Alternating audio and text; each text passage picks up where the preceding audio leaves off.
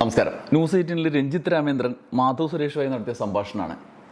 അശ്വന്ത് ഗോക്കും മാധവ് സുരേഷും തമ്മിൽ കോർത്തതും അംഗം അട്ടഹാസം എന്ന സിനിമയുമായി ബന്ധപ്പെട്ട തർക്കവും അതിൻ്റെ ഒടുവിൽ അശ്വന്ത് ഗോക്കിന് എതിരെ വ്യാജ ആരോപണം, തെളിവില്ലാത്ത ആരോപണം ഉന്നയിക്കുകയും ഒടുവിൽ ക്ഷമ പറയേണ്ട സാഹചര്യത്തിലേക്ക് എത്തുകയും ചെയ്ത ഒരു പ്രത്യേക സിനിമ സംബന്ധിയായ കാര്യം, അതിനെക്കുറിച്ച് സംസാരിക്കാനാണ് ഞാൻ വന്നത്. ആരാണ് മാധവ് സുരേഷ്? സുരേഷ് ഗോപിയുടെ മകൻ. സിനിമ റിവ്യൂവർ അശ്വന്ത് ഗോക്ക് പണം വാങ്ങി റിവ്യൂ ചെയ്യുന്നു എന്ന് അംഗം അട്ടഹാസം എന്ന സിനിമയുടെ നിർമ്മാതാവിനൊപ്പം വന്ന് അടിച്ചു വിട്ടിട്ട് പോയതാണ്.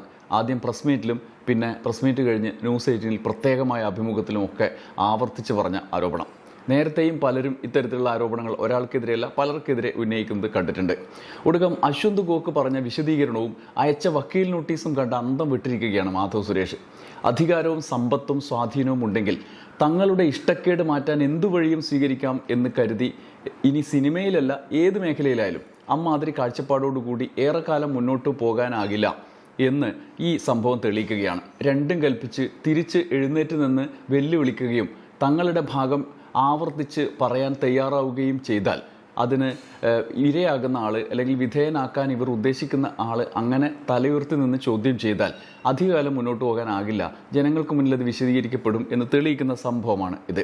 സിനിമ കണ്ട് ഇഷ്ടപ്പെട്ടില്ല, അതിന് നിയമം അനുവദിക്കുന്ന വഴികളിലൂടെ ഒരു റിവ്യൂ പറയുന്നു, നിരവധി പേർ പറയുന്നു. എന്നാൽ അത് പണം ചോദിച്ചിട്ട് കൊടുക്കാഞ്ഞിട്ടാണ് എന്ന് തങ്ങൾക്ക് ഇഷ്ടപ്പെടാത്ത റിവ്യൂ പറഞ്ഞ ആളെ നോക്കി വെച്ച് നിരന്തരം പറഞ്ഞുകൊണ്ടിരിക്കുക. പൊട്ട പടമെടുത്ത് 8 നിലയിൽ പൊട്ടിയിട്ട് പിന്നെ 9-ാം നിലയിൽ കയറി നിന്ന് വാർത്താ സമ്മേളനം വിളിച്ച് ഈ കള്ളം തന്നെ ആവർത്തിക്കുക. കള്ളം എന്ന് ഞാൻ പറയാനൊരു കാരണം കൂടിയുണ്ട്. കാരണം ഇതുവരെ ഒരു തെളിവ് പോയിട്ട് എളുപ്പത്തിൽ ഹാജരാക്കാൻ കഴിയുന്ന ഒരു ഫോൺ കോളിൻ്റെ ഡീറ്റെയിൽസ് പോലും ഈ മാധവ് സുരേഷും അദ്ദേഹത്തിൻ്റെ നിർമ്മാതാവും ഹാജരാക്കിയിട്ടില്ല. അതിനവർക്ക് കഴിഞ്ഞിട്ടില്ല. എന്നിട്ടിപ്പോൾ അശ്വന്ത് ഗോക്കിൻ്റെ മറുപടി കൂടി വന്നപ്പോൾ എന്ത് സംഭവിച്ചു? നേരത്തെ നമ്മുടെ വീഡിയോസ് കണ്ട പലരും ചോദിക്കുന്നുമുണ്ട്. സംഭവിച്ചത് ഒന്നുകൂടി ചിരിക്കാനുള്ള കാര്യങ്ങൾ തന്നെയാണ്. പക്ഷേ അതിൽ ഗൗരവമായ ഒരു കാര്യം ഇരിപ്പുണ്ട് താനും. മാധവ് സുരേഷ് വീണ്ടും ന്യൂസ് 18-ൽ പോയി രഞ്ജിത്ത് രാമേന്ദ്രനുമായി സംസാരിച്ചു. ഉണ്ടായ ആഘാതം മുഴുവൻ തലയിലേറ്റിക്കൊണ്ട് ന്യായീകരിച്ചും ക്ഷമ പറഞ്ഞും മെഴുകിയൊരു അഭിമുഖം. അശ്വന്ത് ഗോക്കിൻ്റെ രോഷമുണ്ടാക്കിയ ആ വിറയൽ മാറാതെ മാധവ് സുരേഷ് പറഞ്ഞു, നമ്മുടെ സൈഡിൽ നിന്നുണ്ടായ ബുദ്ധിമുട്ടിന് ഒരു വിശദീകരണം നൽകാനാണ് ഇപ്പോൾ വന്നത് എന്ന്. നമ്മുടെ സൈഡിൽ നിന്ന് എന്തെങ്കിലും കള്ളം പറഞ്ഞ പോലെയോ അല്ലെങ്കിൽ എന്തെങ്കിലും വിഷമം അശ്വന്ത് ഗോക്കിന് ഉണ്ടായിട്ടുണ്ടെങ്കിലും അതൊന്ന് അഡ്രസ് ചെയ്യാനാണ് ഞാൻ വന്നിരിക്കുന്നത്, വിത്ത് ഫാക്ട്സ് ആൻഡ് പ്രൂഫ്. അപ്പൊ തെളിവൊന്നും ഇല്ലാതെയാണ് കാര്യം അടിച്ചു വിട്ടതല്ലേ? അശ്വന്ത് ഗോക്കിനെ റെപ്രസെന്റ് ചെയ്ത് ഒരാൾ നമ്മളെ വിളിച്ചായിരുന്നു. ഒരാൾ വിളിച്ച് പറഞ്ഞ കാര്യം എന്താന്ന് വെച്ചാൽ, അശ്വന്ത് ഗോക്ക് 1 ലക്ഷം രൂപ അയാൾക്ക് കൊടുത്തു കഴിഞ്ഞാൽ ആള് നെഗറ്റീവ് റിവ്യൂ ഇടൂല, നിങ്ങൾ ആലോചിച്ച് കാര്യം പറയുക. അതെങ്ങനെയാണ് അയാൾക്കെതിരെയാകുന്നത്? അത് അയാൾ പറഞ്ഞു വിട്ടതാണെന്ന് വല്ല ഉറപ്പും മാധവ് സുരേഷിനും നിർമ്മാതാവിനും ഉണ്ടോ? അംഗം അട്ടഹാസത്തിന്റെ ഏതെങ്കിലും അണിയറ പ്രവർത്തകർക്കുണ്ടോ? അത് അയാളുടെ ആളാണെന്ന് ഉറപ്പിച്ചിട്ടുണ്ടോ? നമ്മൾ വീണ്ടും പറയുക, അശ്വന്ത് ഗോക്ക് അല്ല വിളിച്ചത്, നമ്മൾ അങ്ങനെ പറഞ്ഞിട്ടുമില്ല. അശ്വന്ത് ഗോക്കിനെ റെപ്രസെന്റ് ചെയ്ത ഒരാളാണ് നമ്മളെ വിളിച്ചത്. അത് അശ്വന്ത് ഗോക്കിനെ റെപ്രസെന്റ് ചെയ്ത് വിളിച്ചതാണ് എന്നതിന് എന്താണ് ഉറപ്പ് എന്നുള്ളതാണ്. നിങ്ങളുടെ അനിഷ്ടം തീർക്കാൻ ആകാശത്ത് നിന്നൊരു കഥയുണ്ടാക്കി ഒരാൾക്കെതിരെ അടിച്ചുവിടുക, അയാളെ അപമാനിക്കുക, അയാളുടെ വിശ്വാസ്യത കളയുക. ഇത് സ്ഥിരം പരിപാടിയാണ്. സാമൂഹ്യ മാധ്യമങ്ങളിലെ വെട്ടുകിളികൾ ചെയ്യുന്ന പദ്ധതിയാണ്. സിനിമയിൽ മാത്രമല്ല, രാഷ്ട്രീയ അഭിപ്രായം പറയുന്നവരെ കുറിച്ചും നിരന്തര പ്രചരണം നടത്തുന്നത് കാണാം. എന്തിന്? നമ്മുടെ ന്യൂസ് ഹൗസിൻ്റെ താഴെ മാത്രം പോയാൽ മതി. ഓരോ വീഡിയോയിലും നമ്മൾ പറയുന്ന അഭിപ്രായത്തിന് എതിരായി നിലപാടെടുക്കുന്ന ആളുകൾ പറയുന്ന കമന്റുകൾ, എന്തോരം കമന്റുകൾ ഇമാതിരി ഉണ്ട്. നമ്മൾ ഇത്രയും തന്നെ പറഞ്ഞിട്ടുള്ളൂ. ഒരിടത്തും അശ്വന്ത് ഗോക്ക് കാശ് വാങ്ങിയെന്നോ നമുക്ക് കൊടുക്കേണ്ടി വന്നെന്നോ അശ്വന്ത് ഗോക്ക് നേരിട്ട് വിളിച്ചെന്നോ ഐ ഡോണ്ട് തിങ്ക് എനിവൺ. പ്രൊഡ്യൂസറും ഞാനും എന്തായാലും ആ പ്രസ് മീറ്റ് ഫുള്ള് കണ്ടവർക്ക് എല്ലാവർക്കും അറിയാം. അത് കഴിഞ്ഞുള്ള ന്യൂസ് 18-ആയിട്ടുള്ള ഇന്റർവ്യൂ കണ്ടവർക്കും അറിയാം. We haven't said that. സിനിമയിലിപ്പോൾ മാധവ് സുരേഷ് ഗോപിയുടെ മകനായതുകൊണ്ട് അത്യാവശ്യം ശ്രദ്ധയൊക്കെ കിട്ടും. അതുകൊണ്ട് കോക്കിനെതിരെ പറഞ്ഞ ഈ കഥ നിരവധി ആളുകൾ ശ്രദ്ധിച്ചു. ഇനി ഈ കഥ നിങ്ങൾ ഉണ്ടാക്കിയതല്ല എന്നതിന് എന്താണ് ഉറപ്പ് എന്ന് പലരും തിരിച്ചു ചോദിക്കുകയും ചെയ്തു. അശ്വന്ത് ഗോക്കും അതിൻ്റെ നിലപാട് പറഞ്ഞുകൊണ്ട് രംഗത്ത് വന്നു. അശ്വന്ത് ഗോക്ക് പണം വാങ്ങിച്ചാണ് അംഗം അട്ടഹാസം എന്ന പടം മോശമാണെന്ന് പറഞ്ഞത് സ്ഥാപിക്കാൻ വേണ്ടിയിട്ടാണ് നിങ്ങൾ ആ ആരോപണം ഉന്നയിച്ചത്. ഞാൻ അവിടെ ഇരുന്നാണ് മനസ്സിലാക്കുന്നത് ഇങ്ങനെ ഒരു കാര്യം സംഭവിച്ചിട്ടുണ്ടെന്ന് പോലും. എൻ്റെ അടുത്ത് അതിന്റെ ടീമിന്റെ ഭാഗത്തുനിന്ന് ഒരു കോൺവെർസേഷനായി വന്നിട്ടില്ല. എന്നെയും എന്റെ അച്ഛന്റെ പേര് ചേർത്തുമാണ് അഗൈൻ എടുത്തു പറയുക. അദ്ദേഹം എന്റെ അച്ഛനെയും ചേട്ടനെയും പറ്റി ഒരുപാട് നല്ലത് അതിൽ പറഞ്ഞിട്ടുണ്ടായിരുന്നു. പക്ഷെ അത്യാവശ്യം മോശമായിട്ട് തന്നെയാണ് പറഞ്ഞത്. ഞാൻ ആ സംസ്കാരത്തിനോട് യോജിക്കുന്നില്ല. എന്താണ് ഈ പറയുന്നതിലെങ്കിലും ഒരു വ്യക്തത, ക്ലാരിറ്റി ഒക്കെ ഉണ്ടാക്കി പറയുന്നതാണ് കേൾക്കുന്ന ആൾക്ക് നല്ലത്. പറയുന്ന ആൾക്ക് പിന്നെ അതിന്റെ ആവശ്യമില്ലല്ലോ. ആരോപണത്തിൽ എന്തെങ്കിലും കാര്യമുണ്ടോ എന്നാണ് നാട്ടുകാരുടെ ചോദ്യം. പക്ഷെ എനിക്ക് ആകെ ഒരു കാര്യം ചോദിക്കാനുള്ളൂ, കോക്കേട്ടാ, ഈ ആൾക്കാർ ആരെങ്കിലും നിങ്ങളുടെ പേരുപയോഗിച്ച് ഇങ്ങനെ ചെയ്യുന്നുണ്ടെങ്കിൽ അതിന്റെ ഒരു സത്യാവസ്ഥ കണ്ടുപിടിച്ച് നിങ്ങളുടെ പേരും കൂടെ സംരക്ഷിക്കാനുള്ളത് നിങ്ങളുടെ ഉത്തരവാദിത്വമല്ലേ?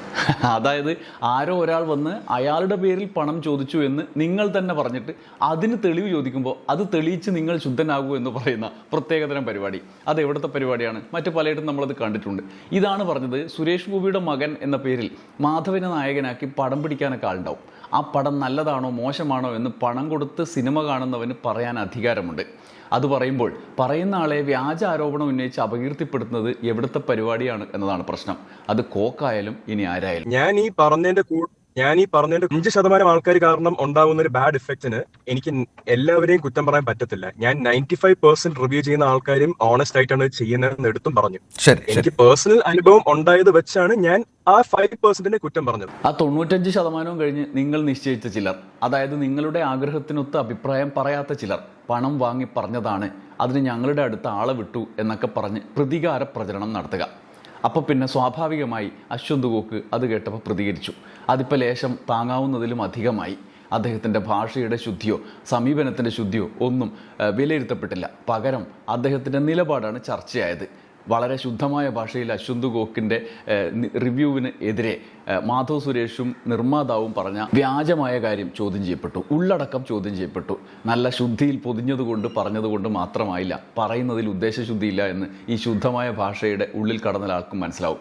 അതൊരു സാധാരണ സിനിമ കാണുന്നയാളുടെ പ്രതികരണമായി മാത്രം കണ്ടാൽ മതിയായിരുന്ന ഒരു കാര്യത്തിനെതിരെ ആണ്.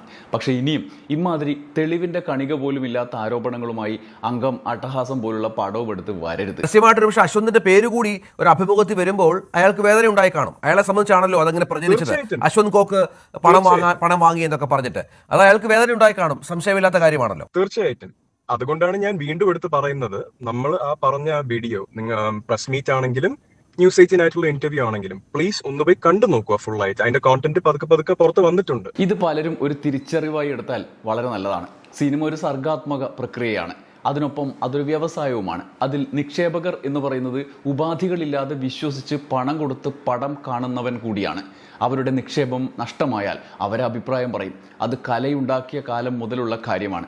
അതിൽ തട്ടിപ്പ് നടത്തി പണം അടിച്ചു മാറ്റുന്നവരുണ്ടെങ്കിൽ അതിനെതിരെ നീങ്ങണം. അത്തരക്കാരുണ്ട്. അത്തരക്കാർക്കെതിരെ ഒരക്ഷരം ഇവരൊന്നും മിണ്ടൂല. കാരണം പണം കൊടുത്ത് റിവ്യൂ പറയുന്ന ആളുകൾ ഇവർക്ക് വേണ്ടപ്പെട്ടവരാണ്.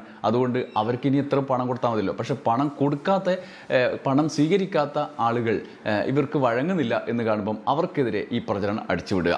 എന്നാൽ തങ്ങൾക്ക് ഇഷ്ടമില്ലാത്ത അഭിപ്രായം പറഞ്ഞു എന്ന് കരുതി വ്യാജ ആരോപണം ഉന്നയിച്ച് രംഗത്ത് വരരുതിനി.